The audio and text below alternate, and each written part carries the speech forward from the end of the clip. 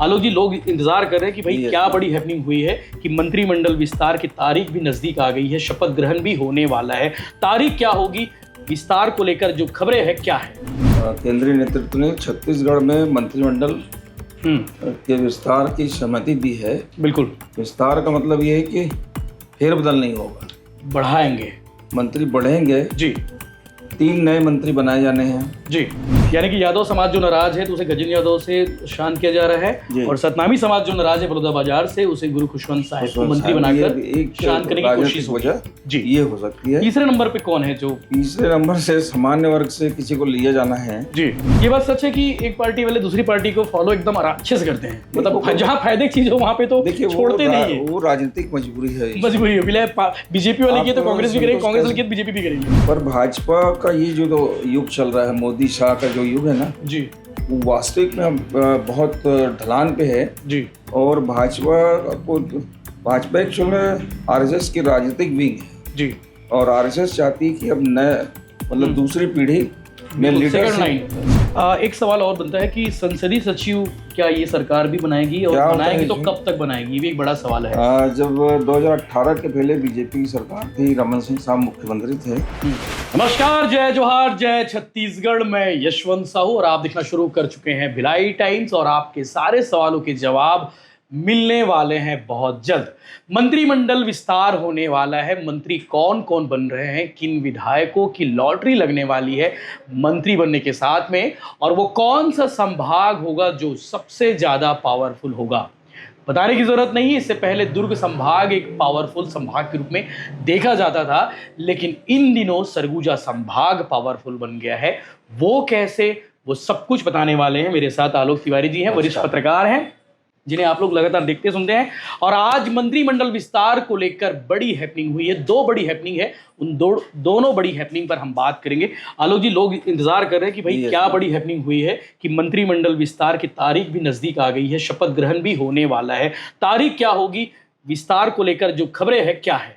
यशवंत, मुख्यमंत्री विष्णुदेव साय ने हाल ही में दिल्ली दौरे से वापस आए हैं जी।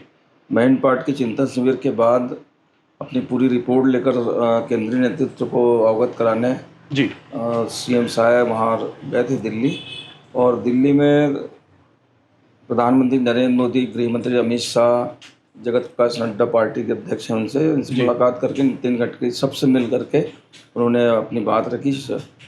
और सबसे बड़ी चीज़ ये यशवंत की साय के प्रस्ताव पर जी केंद्रीय नेतृत्व ने छत्तीसगढ़ में मंत्रिमंडल के विस्तार की सहमति दी है। बिल्कुल। विस्तार का मतलब ये है कि फेरबदल नहीं होगा, बढ़ाएंगे, मंत्री बढ़ेंगे जी।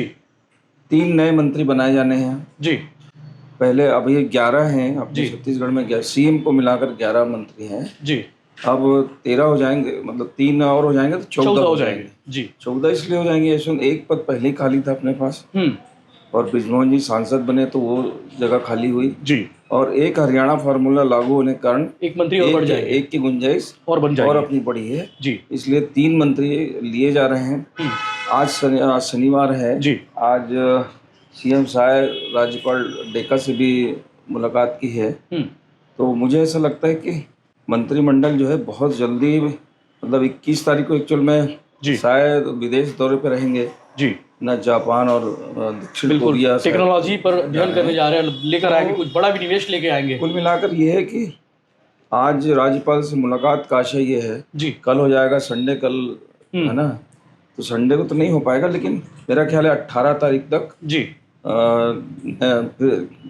शपथ ग्रहण हो सकता है, जो 18 तारीख तक हो सकता है। बिल्कुल 21 के पहले होना है जी। मेरा ऐसा अनुमान है कि 18 तारीख को जी शपथ ग्रहण हो जाए, और 19-20 को एक आध कैबिनेट हो जाएगी 19 तारीख को। इसकी वजह ये बता रहा हूँ यशवंत की, आज मैं दुर्ग गया था जी, कुछ भाजपाई, बड़े सीनियर भाजपाई हैं जी, वो मिले, तो उनकी तैयारी देख के लगता है कि दुर्ग को भी एक मंत्री मिलने वाला है, क्योंकि वहाँ स्वागत को लेकर के जो उनका प्लान होता है जी, प्रारंभिक प्लान होता है, बैनर, पोस्टर, होर्डिंग, जैसे गजेंद्र यादव जी के नाम की चर्चा पहले भी थी, तो और वो उनके पोस्टर पहले भी छप चुके थे, तो इस बार फाइनली है इस बार। और गजेंद्र यादव अरुण वोरा जैसी शख्सियत को चुनाव में बड़े अंतर से हराए हैं जी। अरुण वोरा मोतीलाल वोरा जी के पुत्र हैं, मतलब मोतीलाल वोरा जी के परिवार को हराना ही अपने आप में बड़ी जीत है उनकी, बड़ी जीत है जी। और उसके अलावा संघ की जो छत्तीसगढ़ संघ के सरसंचालक रहे जी विश्राराम जी यादव, उनके पुत्र हैं जी उनके एक तरीके से विश्राराम जी ने अपना पूरा जीवन आरएसएस को दिया जी, खड़े करने में लगे यहाँ पे। मतलब भाजपा जनसंघ के दौर से, जी भाजपा के गठन के बाद से लगातार वो पार्टी के लिए मार्गदर्शन छत्तीसगढ़ में देते रहे हैं जी। और इस बार उनके परिवार का विषय है तो गजेंद्र यादव इस दौड़ में काफी आगे चल रहे हैं और वो शुरू से बने हुए हैं और पहले दिन से ही नाम चल रहा है। वो अलग बात है कि नहीं हो पाया था जी, लेकिन इस बार लगता है कि गजेंद्र यादव को अवसर मिलेगा। गजेंद्र यादव के अलावा दो और कौन से विधायक हैं जिनके नाम की चर्चा अचानक से सामने आई है कि लगभग माना जा रहा है कि भैया ये तो मंत्री बनने वाले हैं? अभी जो नया विस्तार होना है यशवंत जी, उसमें सामाजिक क्षेत्रीय संतुलन होगा, राजनीतिक संतुलन को ध्यान में रखा जाएगा जी। अभी अपने यहाँ सामान्य वर्ग से एक नाम चल रहा है जी, एक अनुसूचित जाति से चल रहा है, एक पिछड़े वर्ग चल रहा है, तो पिछड़े वर्ग से गजेंद्र हो जाएंगे जी और अनुसूचित जाति से गुरु खुशवंत साहब का नाम लिया जा रहा है। अभी सतनामी समाज से एक ही मंत्री हैं, दयालदास बघेल। अभी दयालदास बघेल हैं जी और खुशवंत साहब समाज की प्रतिष्ठा का भी है, खुशवंत साहब गुरु जी हैं, गुरु हैं जी। दूसरा कांग्रेस में गुरु रुद्र कुमार थे जी, तो एक गुरु कांग्रेस को में है, दूसरे गुरु जो है बिल्कुल बीजेपी में स्थापित है, तो उनको सम्मान देने के लिहाज से भी। और ये भी लोग बोल रहे हैं कि भैया पीछे जब कांग्रेस की सरकार थी तो भूपेश बघेल ने 2 सतनामी समाज के लोगों को मंत्री बनाया था। जी हाँ, तो वो भी एक कारण हो सकता है। जी जी। दूसरा जो बलौदाबाजार की घटना हुई थी जी, तो समाज काफी आक्रोशित है, तो उस आक्रोश को भी गुरु के माध्यम से नियंत्रित करने की कोशिश भाजपा की हो सकती है। यानी कि यादव समाज जो नाराज है तो उसे गजेंद्र यादव से शांत किया जा रहा है और सतनामी समाज जो नाराज है बलौदाबाजार से उसे गुरु खुशवंत साहब को मंत्री बनाकर शांत करने की कोशिश होगी जी, ये हो सकती है। तीसरे नंबर पे कौन है? जो तीसरे नंबर से सामान्य वर्ग से किसी को लिया जाना है जी, उसमें अमर अग्रवाल जी का नाम बहुत तेजी से है जी, और ऊपर दिल्ली भी अमर अग्रवाल के नाम पर सहमत बताया जा रहा है। उसकी वजह यह है कि 3 बार खुद भी मंत्री रहे, पहले बिलासपुर से जीत कर आए हैं। लखीराम अग्रवाल जी के पुत्र हैं जी, मतलब भाजपा जनसंघ के संस्थापक सदस्यों में लखीराम जी की गिनती होती है जी, और अच्छा प्रशासनिक अनुभव अमर अग्रवाल जी के साथ है, तो अमर अग्रवाल जी को अपने अनुभव का और लखीराम जी की विरासत बिल्कुल का फायदा कहीं ना कहीं मिल रहा है और बिलासपुर संभाग को एक प्रतिनिधित्व भी देना है। बिल्कुल, वो अमर अग्रवाल एक मजबूत चेहरा बिल्कुल हो सकते हैं। लेकिन राजेश अग्रवाल के नाम की चर्चा अचानक से हो रही है। अंबिकापुर राजेश अग्रवाल की नाम की चर्चा हो तो रही है और पिछले 10-15 दिन से तेजी से बढ़ी है। उसकी वजह केवल टीएस बाबा को वो चुनाव में हराए हैं, उसका इनाम उन्हें मिलना चाहिए चर्चा में। हाँ, बस वो एक पुरस्कार के तौर पे चाहते हैं कि राजेश अग्रवाल को स्थान मिले जी, लेकिन टीएस बाबा को बड़े अंतर से उन्होंने नहीं हराया, 100-150 का 90 के आसपास जी, 100 के अंदर ही है जी। और राजेश अग्रवाल एक जमाने में टीएस बाबा के ही साथी थे जी जी जी, तो इसलिए भी उनकी गुंजाइश बिल्कुल, उनके नाम की चर्चा जो सुनने में आ रही है। लेकिन ये राजनीति में कुछ भी हो सकता है, राजनीति में कुछ भी संभव है। लेकिन अभी जो भाजपा का दौर है यशवंत, अपने अजय चंद्राकर जी इतने पुराने जी भाजपा के नेता हैं, राजेश मूणत, लता उसेंडी, पुरंदर मिश्रा जी, रेणुका सिंह जी, और गोमती साय, विक्रम उसेंडी, बहुत सारे सीनियर लोग हैं, वो भी कहीं ना कहीं दौड़ में थे।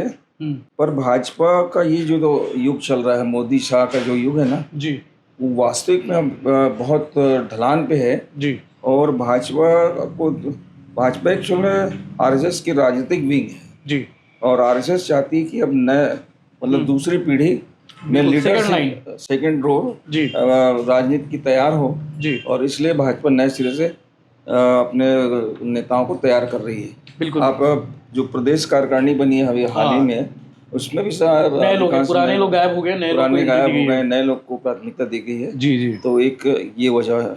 तो अभी जो मंत्री बनने वाले हैं इनमें से 2 संगठन के बताए जा रहे हैं और एक आरएसएस की ओर से, एक आरएसएस गजेंद्र यादव आरएसएस की ओर से, गजेंद्र यादव आरएसएस की ओर से हैं जी, और बाकी खुशवंत साहब और अमर अग्रवाल का नाम संगठन की ओर से है, आगे बढ़ा है। ये स्पष्ट है कि कोई पुराने मंत्रियों को नहीं हटाया जा रहा है? नहीं, ये फेरबदल नहीं है यशवंत जी। आपको बता दो कि जब मैन पार्ट में चिंतन शिविर हुआ और भाजपा जो अपना जो सर्वे कराती है जो तो 3-4 मंत्रियों को लेकर के जी जरूर कंप्लेन थी और इनको हटाया जाना भी मतलब लोकल लेवल पे जो स्थानीय संगठन है, प्रदेश का संगठन है, सरकार के लोग हैं, वो चाहते थे कि फेरबदल हो जी इसका प्रस्ताव भी लेकर दिल्ली पहुंचा गया जी लेकिन दिल्ली के संगठन का ईमान न था कि इतनी जल्दी फेरबदल करने से मैसेज पॉलिटिकल मैसेज ठीक नहीं जाएगा तो इसलिए फेरबदल करने के बाद विस्तार को प्रायोरिटी संगठन ने सहमति दी है।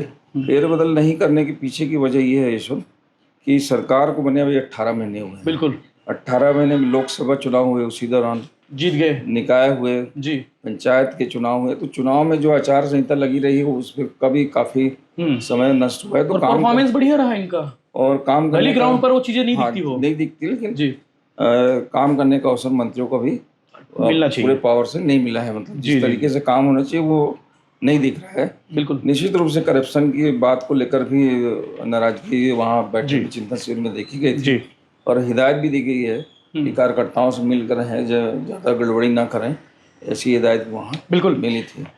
एक सवाल और बनता है कि संसदीय सचिव क्या ये सरकार भी बनाएगी और बनाएगी तो कब तक बनाएगी, ये भी एक बड़ा सवाल है। जब 2018 के पहले बीजेपी की सरकार थी, रमन सिंह साहब मुख्यमंत्री थे, तो 13 संसदीय सचिव भाजपा ने छत्तीसगढ़ में बनाए थे। तो कांग्रेस को मिली मंत्रिमंडल है कह के असंवैधानिक करार दिया था, हाईकोर्ट गए थे। मोहम्मद अकबर साहब हाईकोर्ट में याचिका भी लगाई थी और कांग्रेस काफ़ी निंदा की, लेकिन जैसे ही 2018 में प्रचंड बहुमत के साथ कांग्रेस पहुंची तो कांग्रेस के सामने भी संकट आया कि अब बाकी हम कैसे करेंगे, तो ये भी 13 संसदीय सचिव बना। विकास उपाध्याय समेत बहुत सारे लोग अपने यहाँ के विधायक वगैरह सब जी है ना, तो 13 संसदीय सचिव कांग्रेस भी बना ली थी जी।